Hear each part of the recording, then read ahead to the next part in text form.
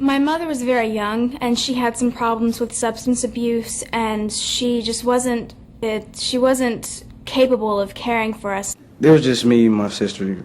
We were basically taking care of ourselves, and that was around age 5. Because my dad was a real heavy drinker. He worked third shift, and my mom, she was a drug addict, you know. I was real scared. I was shocked when she left me. I couldn't believe she wasn't there.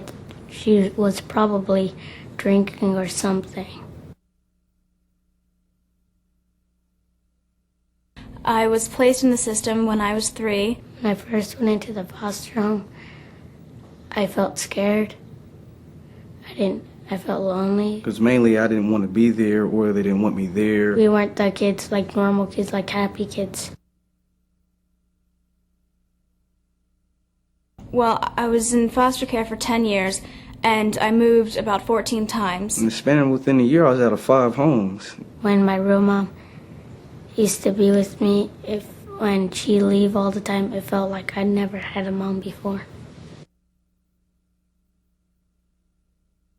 Being in a courthouse, you're scared, nervous. It's this big building with all these people. Long hallway, a whole bunch of people, you know, talking about me. It was really difficult. I thought I was never going to see my brothers and sisters again. You wonder where your mom or dad went, and you wonder where you're going to end up at, and you just hope it's a good outcome. But most of all, you want to go home. All kids like me want is a chance.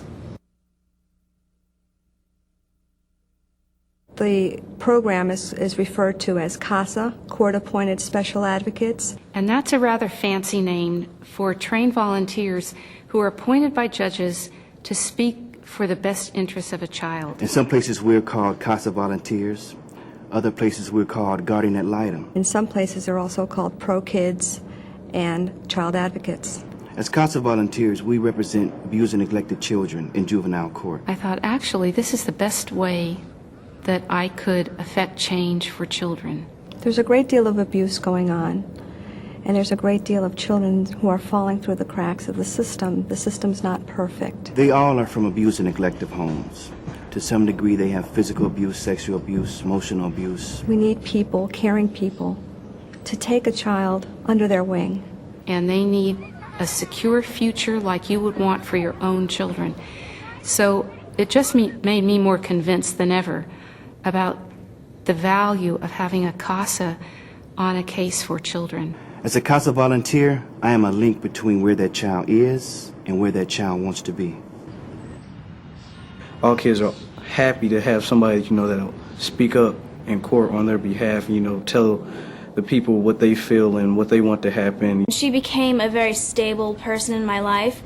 Many of the people around me were changing, foster parents and therapists and counselors and things, but she stayed there, and she was the one familiar face that I could always make out. As a CASA, one of your first duties is to know every single person involved in the case. I may talk to the child's doctor, the child's teacher, the child's principal. Caregivers, friends, family members, just to get a handle on the child's living situation. You would make assessments, and you would know if they are in the right educational program, if they should be in special ed, if they are in need of counseling, sometimes if they even need clothes. Probably the best outcome for a CASA volunteer is to see that child finally adopted, or maybe placed securely in a foster home, or maybe even reunited with his natural family.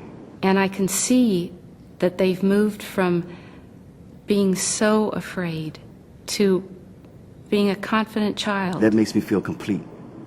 When I have seen that that child is in a safe and permanent home, and that he's happy in that home.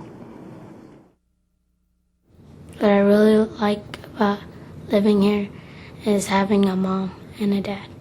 If you have a problem, you know that you can go home and talk to your parents about it, and you know that, you know, they'll be there to help you through hard times and give you advice. I have friends and a family who loves me dearly. That's my home. I have my own room and my own bed. My room's pretty groovy. For me personally, it's been such a privilege. I just love every one of them, and I really feel I know them.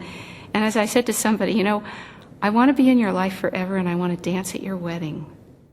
My guardian ad litem changed my life. She stood up for me, she spoke for me, and now this is my home.